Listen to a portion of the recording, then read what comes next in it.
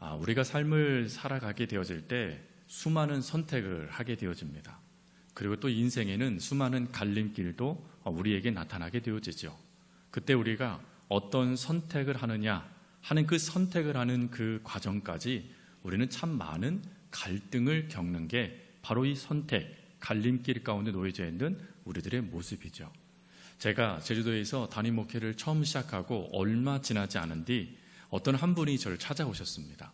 그래서 그분이 저에게 이런저런 얘기를 하시다가 이런 말씀도 하시는 거예요. 목사님, 교회가 성장하려면 이런 방법도 있으니 한번 해보세요 라고 저에게 이 말씀을 하시는 거예요. 근데 그 말씀을 들어보니까 진짜 그렇게 하면 교회가 부흥할 것 같은 생각이 들었습니다. 근데 그날 밤 하나님께서 꿈속에 꿈을 좀 어지럽히 이루시더니 꿈속에 저에게 이렇게 물으시는 것 같은 거예요. 뭐라고 물으시냐면, 야야, 너는 누구의 종이냐? 너는 내 종이냐? 그의 종이냐? 하나님이 이렇게 물으시는 것 같은 겁니다.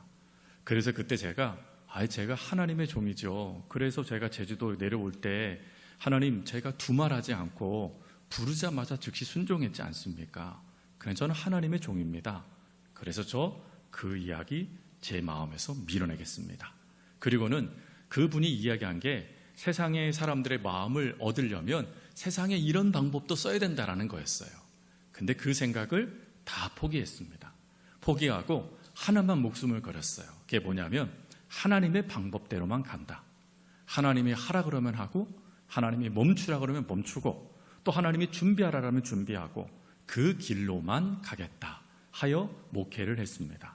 그러다 보니까 어느 때는 답답하기도 해요. 또 어느 때는 하나님이 너무 빠르게 몰아가시는 것 같아요. 그런데 다 감당해지더라고요. 즉 하나님의 뜻대로, 하나님의 방법대로 움직이면 고민할 필요 없이, 즉 선택의 길로 내가 어디로 가야 돼 고민할 필요도 없이 그저 가다 보면, 하나님의 이끄심에 순종하다 보면 그 길이 가장 정확한 길, 그 길이 가장 하나님이 원하시는 길이라는 것을 경험하게 되어졌습니다. 여러분, 오늘 본문도 바로 이와 같은 말씀이에요. 저는 시편 1편을 참 좋아합니다. 그래서 앞으로도 제가 서초 신동교회를 언제 그만둘지 모르겠지만 그 그만둘 때까지 아주 몇십 번을 할 수도 있습니다. 그 정도로 이 말씀은 제가 정말 좋아하는 말씀이에요. 왜 그러냐면 이 시편 1편 말씀을 가지고요, 신앙의 모든 걸 설명할 수 있기 때문에 그렇습니다. 사실 신앙에 참 다양한 문제들을 겪지요. 그리고 참 다양한 또 일들도 겪고, 또 다양한 사람들도 만나고, 또 어느 때는 복도 받고, 또 어느 때는 또 하나님의 꾸지람도 받고 하는 등 수많은 일들이 우리 삶에 나타나지 않습니까? 근데 그 수많은 일들의 삶에 정확한 답이 시편 1편에 나와 있고, 또 그리스도인들은 어떤 삶을 살아야 되는지에 대한 분명한 하나님의 마음이 시편 1편에 담겨져 있기 때문에 시편 1편은 아주 주옥 같은 하나님의 마음이 담겨져 있는 말씀입니다. 오늘 이 말씀 속에 하나님은 우리가 고민할까 봐, 즉 우리가 신앙생활을 할 때 무엇인가 선택의 기로에 놓여지게 될 때 잘못된 선택, 하나님이 원하지 않는 선택을 할까 봐 아예 딱 두 길을 우리들에게 말씀하세요. 그 첫 번째 길이 뭐냐면 악인의 길, 또 두 번째 길은요, 복 있는 자의 길. 이 두 길을 하나님이 말씀을 하시면서 아예요 6절에 결론을 내려버리셨어요. 그 결론이 뭡니까? 다시 한번 6절을 읽겠습니다. 무릇 의인들의 길은 여호와께서 인정하시나 악인들의 길은 망하리로다. 아멘. 여러분, 우리 인생의 길에는 두 길밖에 없다라는 거예요. 복 받는 길이냐, 망하는 길이냐. 그 두 길밖에 없는데 우리들이 선택해야 될 길은 바로 이 두 번째 복 받는 길이라는 거예요. 그러면 왜 이 복 받는 길이 중요한가 하는 그것을 또 우리가 말씀을 통해 살펴야 되겠죠. 먼저 망하는 길인 악인들의 길을 하나님은 먼저 이야기하세요. 특별히 이 하나님께서는 1절 말씀에 복 있는 사람은 이라고 말씀하셨으면 복 있는 사람은 이런 사람이야 라고 말씀을 한 것이 당연한 이야기의 전개이죠. 근데 하나님은 복 있는 사람은 이라고 말씀하시면서 악인의 꾀를 따르지 않아 하면서 악인의 이야기를 하신다라는 겁니다. 왜요? 바로 복 있는 사람과 악인은 한 장 차이인 거예요. 믿음에. 그 하나님을 향하여서 어떤 선택을 하느냐에 따라 복 있는 자가 되기도 하고 악인의 길을 따르는 자도 될 수 있다는 겁니다. 근데 문제는 이 악인의 길을 따르는 것이 복 있는 길을 따르는 것보다 더 강력한 힘이 있다는 거예요. 그래서 그것을 먼저 하나님이 제시해 줌을 통하여서 이 길 절대로 따라가지 말아라. 이 길은 망하는 길이야 라는 것을 먼저 말씀해 주는 겁니다. 특별히 우리 악인의 꾀를 따른다라는 이 말씀으로부터 시작되는 이 말씀을 보면 죄의 단계를 이야기하죠. 첫 번째 단계는 뭡니까? 꾀를 따른다라는 단계입니다. 여러분, 따르다라는 이 단어는 실제로 이 행동으로 옮기는 걸 말하는 게 아닙니다. 이것은 쉬운 의미로 원래 원 의미는 조언을 따르다라는 뜻이에요. 여러분, 세상 사람들이 가끔 이런 말 할 때 있잖아요. 야, 하나님만 하나님이냐? 이것도 하나님이야. 이 하나님 믿어도 돼. 아유, 꼭 주일날만 교회 가야 돼? 아유, 왜 하나님은 그렇게 미련하게 믿어? 새 시대가 달라졌어. 여러분, 이런 말 혹시 들어본 적 있으십니까? 많은 사람들이 은근슬쩍 그런 말을 합니다. 야, 주일 한번 빠진다고 무슨 하나님의 사랑이 무효화되니? 야, 그런 하나님 믿으려면 믿지 마. 내가 믿는 하나님은 몇 번 빠져도 눈 감아주셔. 그 하나님 훨씬 낫다. 여러분, 세상 사람들은 끊임없이 우리를요, 하나님이 아닌 다른 조언의 이야기를 하면서 넘어뜨리려고 그래요. 그럼 어떻습니까? 안 그래도 주일날 나 쉬고 싶은데 자꾸 교회에서 봉사하라고 그러고 자꾸 그 예배도 왜 이렇게 많아? 봉사는 또 왜 이렇게 많아? 이러면서 쉬고 싶은데 잘 됐다. 한번 쉬어볼까? 하는 그 순간 어찌 되어지죠? 두 번째 길이 선택이 됩니다. 그 두 번째가 뭡니까? 죄인의 길에 선다라는 겁니다. 이 죄인의 길에 서다라는 이 선다라는 의미는 치운 말로 발을 담그다라는 의미를 담고 있어요. 여러분, 제가 질문을 드릴게요. 수영장을 갔어요. 나는 수영장 가는데 물에 빠지기는 쉽지 않아요. 근데 발은 담그고 싶어요. 그러면 물에 빠진 걸까요? 물에 안 빠진 걸까요? 발이 빠졌잖아요. 그렇죠? 발에 물이 빠진 거잖아요. 아니에요? 근데 여기에 하나의 전제가 있어요. 죄의 길이잖아요. 이 죄의 길이라는 것을 신학자들이 뭐라고 표현하냐면 미끄럼틀이다라고 이야기를 합니다. 여러분, 미끄럼틀에서 미끄럼을 내가 내려가려 했더니 너무 무서워요. 그래도 출발하기 위해서 살짝 움직이면 가만히 있습니까? 그리고 내려갑니까? 내려가죠. 즉, 죄인에게 선다라는 것은 그 죄의 유혹, 그 조언을 내가 들은 그 순간 나도 모르게 그것에 발을 담그기 시작하면서 후에는 몸까지 잠기게 된다는 겁니다. 그래서 어느 분이 이것을 이렇게 또 표현하더라고요. 늪에 빠져버린 것이다. 여러분, 늪에 빠지게 되어지면 처음에는 그게 늪인지 몰라요. 멀쩡한 그 일반 평지처럼 보여요.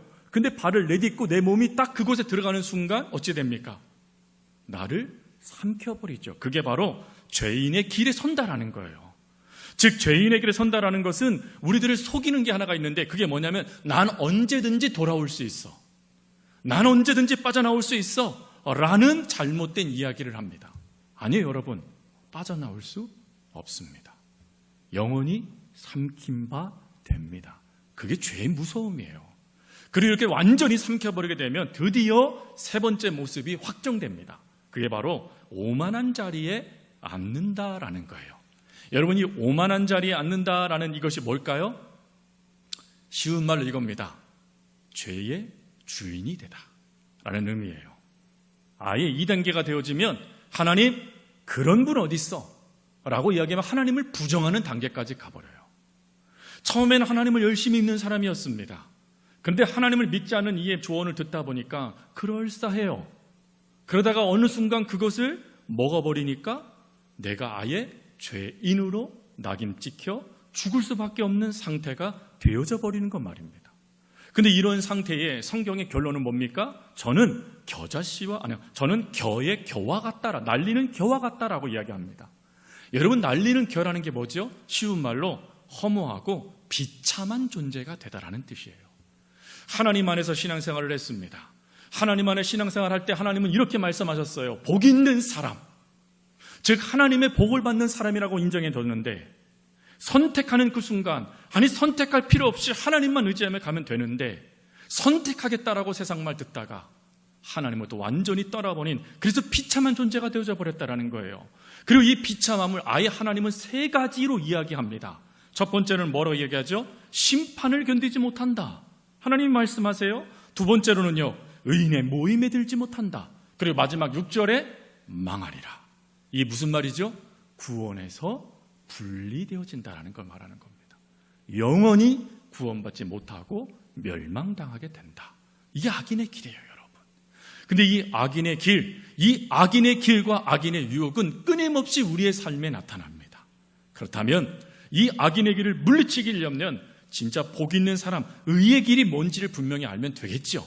그게 바로 두 번째, 반드시 선택해야 될 두 번째 복 있는 자의 길이라는 겁니다. 오늘 2절 말씀에 보면 이 복 있는 사람에 대해 설명을 하는데 뭐라고 설명하냐면 오직 여호와의 율법을 즐거워하며 그의 율법을 주야로 묵상하는 자라고 말씀을 하세요. 여러분, 여기에서 중요한 두 단어가 있어요. 첫 번째로는 즐거워하다, 두 번째로는 묵상하다라는 거예요. 여러분, 왜 복 있는 사람은 즐거워하고 묵상할까? 먼저 잠깐 이 말씀을 넘어가기 전에 한 가지를 더 살피셔야 돼요. 그게 뭐냐면 복 있는 사람을 하나님이 얘기하시면서 오직 여호와의 율법을 묵상하는 자래요. 오직 여호와의 율법을 즐거워하는 자래요. 무슨 말이죠? 하나님의 말씀만이 근본적인 우리들의 복의 근거가 된다는 거예요. 근거만 될까요? 아니요. 근본적인 변화의 원동력도 됩니다. 여러분, 우리가 하나님을 믿는 하나님의 자녀로서의 삶을 온전히 살아가길 원하신다라면, 그리고 지금의 내 삶이 아닌 앞으로 변화된 삶을 살아가기를 소망하신다라면 반드시 하나님의 말씀을 붙잡으셔야 돼요. 여러분, 그 말씀을 먹지 않고 기도만 하시면 안 돼요. 말씀은 능력이에요. 말씀은 생명이에요. 말씀은 원동력이에요. 말씀이 없으면 자라나지 못해요. 그게 성경의 진리입니다. 근데 그 말씀을 어떻게 해야 되느냐? 첫 번째, 즐거워해야 된대요. 여러분, 이 말씀을 즐거워하다라는 이 즐겁다, 하페츠라는 이 단어의 뜻은 뭐냐면 열정적으로 사랑하다라는 거예요. 질문 드리겠습니다. 우리 여성도님들 남편 사랑하십니까? 아우, 우리 즉시 양지사님 네, 깜짝 놀라시면서 네 하셨어요. 다른 분들은 믿습니다. 근데 여러분, 사랑하면 어때요? 모든 걸 다 쏟아주고 싶잖아요. 모든 걸 아멘을 안 하시네요. 그렇지 않은가요? 혹시 의무감으로 하시는 분 있어요? 목사님, 전 지금 의무방어전하고 있습니다. 여러분, 아니에요. 사랑은 전심을 다해 사랑해야 돼요. 의무방어전을 하면 지쳐요. 지치면 여기서부터 문제가 발생됩니다. 그런데 그런 사랑이 아니라 내가 너무 그 사람을 사랑해서, 내가 그 사람을 너무 좋아해서 내 모든 걸 다 쏟아줘도 조금 더 아깝지 않다라고 여겨지는 게 바로 즐거워하다라는 거예요. 하나님을 위해서 내가 모든 걸 쏟아요. 하나님의 말씀을 늘 가까이 해요. 사람들이 얘기해요. 야, 그 말씀 본다고 무슨 떡이 나오냐? 밥이 나오냐? 막 그래요. 예수 믿는다고 막 그래요. 그럼 저는 얘기합니다. 떡도 나오고 밥도 나오더라. 실제지 않습니까? 교회에서 가끔 떡도 주고 밥도 주고 다 주잖아요. 하나님 믿었는데. 심지어 그것 때문에 땀도 흘려요. 다른 분들이. 얼마나 감사해요? 여러분, 웃으라고 말씀드린 거겠지만 실제로 하나님의 말씀은 우리들에게 주시는 은혜고 복이죠. 그 놀라운 말씀을 내가 사랑한대요. 그 말씀을 내가 가까이 한대요. 왜요? 그 말씀 속에 나를 살리는 능력이 있기 때문에, 그 말씀 속에 내가 다시 이 땅의 삶을 살아갈 수 있는 힘이 주어지기 때문에 그 말씀을 내가 너무 사랑해서 그 말씀을 내가 주야로 두 번째 뭐 한대요? 묵상한대요. 여러분, 이 묵상하다라는 이 단어가 어떤 의미를 갖고 있냐면 되새기다, 끊임없이 반복하여 생각하다라는 뜻이에요. 여러분, 좋은 노래가 있고 또 좋은 찬양이 있으면 끊임없이 반복해서 부르시죠. 바로 그걸 말하는 거예요. 하나님의 말씀이 너무 좋아요. 그 말씀이 내게 너무 나를 행복하게 해요. 그 말씀만 붙잡으면 내가 살아있는 것 같아요. 그리고 그 말씀만 있으면 내가 더 이상 두려워하지 않고 살아갈 수 있는 힘과 능력이 주어져요. 그러니 그게 너무 좋아서 말씀을 끊임없이 내 안에서 묵상하면서 그 말씀을 끊임없이 되새김질한다라는 겁니다. 와, 하나님 말씀 이것도 있었지, 하나님의 말씀에 이 말씀도 이렇지 라고 하면서 끊임없이 그 말씀으로 인하여 행복한 상황, 그게 바로 하나님의 말씀을 묵상하는 사람들의 모습이라는 겁니다. 여러분 어떠세요? 하나님의 말씀이 여러분 늘 되새김질지면서 기뻐주십니까? 그럴 수 있길 바랍니다. 그리고 그 말씀만 생각하면 행복해지십니까? 그럴 수도 있길 바랍니다. 그렇게 될 때 하나님이 놀라운 복을 허락하시네요. 그게 뭡니까? 그런 우리들을 향하여 이렇게 말합니다. 너희는 시냇가에 심은 나무야. 여러분, 이 나무에 대해서 제가 설교에 한번 사용한 적이 있었어요. 이 나무는 태생 그곳에 자란 나무가 아니에요.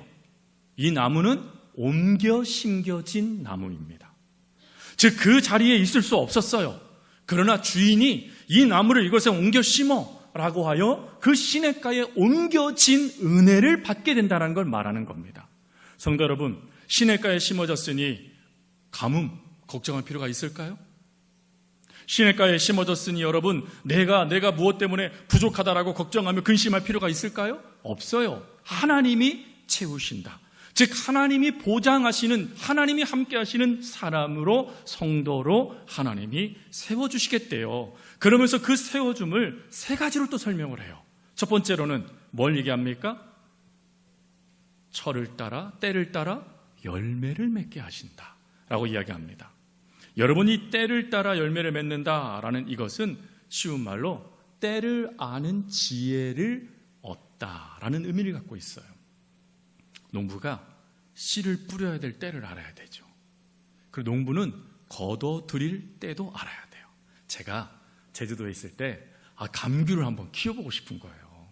딱 가자마자 감귤 나무가 하나 있었으면 좋겠는 거예요. 사택에 있었는데 잘랐대요, 청소하면서. 너무 안타까워서 한 그루 좀 갖다 주세요 그랬더니 권사님이 아예 당신 밭에 있는 그 감나무 하나를 파서 하나 갖다 주시고, 순종 엄청나셨습니다. 또 한 분은 사셨는데 남았다가 또 하나를 또 두 개를 또 갖다 주셨어요. 그래서 딱 갖다 줬더니요, 한 2년 뒤쯤 됐는데 얘가 열매를 맺는 거예요. 기가 막히게 열매를 맺는 거예요. 그리고 가끔 집사님들이 오셔가서 목사님 지금은 농약 뿌릴 때입니다. 그 농약도 뿌려주시고 또 농약도 갖다 주시고, 목사님 지금 비료 뿌릴 때입니다. 비료도 뿌려주시고 막 그러시는 거예요. 그러다 보니까요, 11월 달 정도 되니까 얘가 탐스럽게 아주 그냥 주황색 빛으로 딱 귤이 물들기 시작하는 거예요. 얼마나 행복했겠습니까? 그래서 하준이가 그걸 딴다는데, 야 따지 마라, 좀 이따 따야 된다. 그래서 따지 못하게 했어요. 그래서 기다리고 있었죠. 저걸 언제 따야 될까? 근데 어느 날 한 집사님이 쑥 오시더니, 목사님 왜 감귤을 아직도 안 따셨어요? 그러시는 거예요. 그래서 네? 저 감귤이요, 제가 좀 있으면 따려고 했더니, 아니요 목사님, 때를 놓치셨어요. 에이 저거 다 비었겠네 하더니 툭툭툭 만져보시는 거예요. 그랬더니요, 이 비다라는 게 뭐냐면 안에 있는 뭐죠? 즙이 빠져나가는 걸 말하는 거예요. 그래서 진짜 열어보니까 어떤 거는 뜯어지지도 않아요. 붙어있는 거예요. 망한 겁니다. 때를 놓치니까 못 먹게 되더라고요. 그때 아들이 먹을 다 했어, 줄걸. 그런 생각이 들었습니다. 여러분, 때를 안다는 지혜, 하나님의 얻게 해주신다는 거예요. 우리가 가야 될 때, 멈춰야 될 때, 기도해야 될 때, 또 하나님 말씀을 붙잡아야 될 때, 그 때를 정확하게 알 수 있도록 하나님이 은혜를 주시겠대요. 또 두 번째는 뭡니까? 잎사귀가 마르지 않는데요. 여러분이 잎사귀가 마르지 않는다라는 이것을 뭐라고 표현하냐면 건강의 복이라고 표현합니다. 하나님이 우리를 건강케 하신대요. 근데 이 건강케 하다라는 이 단어를 우리가 이야기할 때, 목사님 저는 감기도 잘 들고 저희 집에는 당뇨도 내력이 있고 문제도 많은데 그럼 저희는 복 받지 못한 건가요? 라고 물을 수 있죠. 근데 그것이 아니라 여기서 말하는 것은 건강, 즉 하나님께서 그 잎이 풀을 풀어서 생기가 있듯이 하나님께서 우리들의 삶에 영적으로 육적으로 하나님의 능력을 공급해 주신다라는 걸 말씀하시는 거예요. 즉 내가 지금 힘들어요, 내 지금 삶에 문제가 있어요, 그래도 그것에 지치지 않도록, 넘어지지 않도록 하나님이 힘과 능력을 공급해 주신다는 걸 말씀하는 거예요. 여러분, 하나님은 우리를 사랑하세요. 그래서 여러분들이 망하는 걸 원치 않으세요. 아니, 망할 수도 없어요. 왜 그렇죠? 하나님이 공급해 주세요. 하나님이 채워주세요. 그 은혜를 하나님이 책임지시고 부어주시겠다라는 뜻이에요. 그리고 세 번째가 뭡니까? 결정적이죠. 우리가 다 좋아하는 것, 형통. 형통이요. 여러분, 이 형통이라는 이 단어, 찰라흐라는 이 단어가 어떤 의미를 담고 있냐면 모든 것이 잘 된다라는 의미잖아요. 그렇죠? 그래서 만사 형통하리라. 우리 찬송 즐거 부르시지 않습니까? 근데 이 단어를 구체적으로 보니까 이런 뜻이 있더라고요. 장애물을 뚫을 수 있도록 도와주시다. 여러분, 장애물이 없어야 되는 게 맞죠? 맞지요, 여러분? 장애물이 있으면 안 되죠, 하나님 믿는 사람들에게. 근데 우리의 인생에 장애물은 있을 수 있다는 겁니다. 왜요? 하나님을 여러분들 잘 믿고자 할 때부터 사단이 역사하기 때문에 그렇습니다. 끊임없는 장애물들을 여러분들 앞에 펼쳐놔요. 그런데 하나님의 은혜가 뭐라고요? 그 장애물을 뚫고 나아가게 해주신대요. 그게 형통이에요. 또 그것뿐입니까? 어려움과 수많은 여러분들의 무너뜨리는 방해들이 있잖아요. 그것들을 극복하며 나아갈 수 있는, 그래서 끝끝내 목적지 하나님의 나라에 이루게 되어지는 것, 그것이 형통이랍니다. 그러니 이 형통이 가장 중요한 게 뭡니까? 쉬운 말로 하나님이 우리의 삶에 끊임없이 역사하시며 응답해 주시는 것, 그게 형통이라는 거예요. 즉 우리가 몇 천억, 몇 백억 돈을 받는 게 형통이 아니라 하나님이 문제가 우리 삶 가운데 주어졌을 때 그 속에 개입하셔서 그 문제를 해결해 주시는 것, 그리고 우리가 힘든 일이 당해서 오늘날 내 마음과 내 삶이 무너지고 있을 때 그걸 하나님께서 방관하지 않으시고 찾아오셔서 그 문제에서 다시 힘을 얻어서 살아갈 수 있는 역사를 더해 주시는 것, 그리고 끝까지 그 삶을 포기하지 않고 살아감을 통하여 하나님의 나라에 갈 수 있도록, 하나님의 그 은혜 구원을 받을 수 있도록 역사해 주시는 것, 그것이 형통이랍니다. 그러니 하나님께서 우리들의 인생을 어찌하세요? 보장해 주시고 책임져 주시고 함께 이루어 주시는 것, 그게 형통이라는 겁니다. 그러니 성도 여러분, 우리가 신앙생활할 때 고민할 필요가 없어요.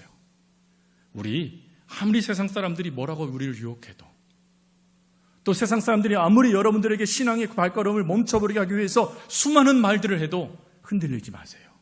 우리가 선택해야 되는 길은 오직 여호와의 길, 의의 길, 여호와의 말씀을 붙잡고 그 말씀을 즐거워하며 묵상하는 그 사람들, 그 삶을 살아가는 복 있는 자의 길, 이 길만을 우리가 선택해야 됩니다. 그럴 수 있길 바랍니다. 그리고 그 길로 가서 끝끝내는 하나님께서 인정해 주시는 것, 하나님께서 인정해 주시며 너무나 사랑하시면서 돌봐주시는 그 은혜를 받아 누리는 우리 모두가 되어줄 수 있기를 간절히 주님의 이름으로 부탁드립니다.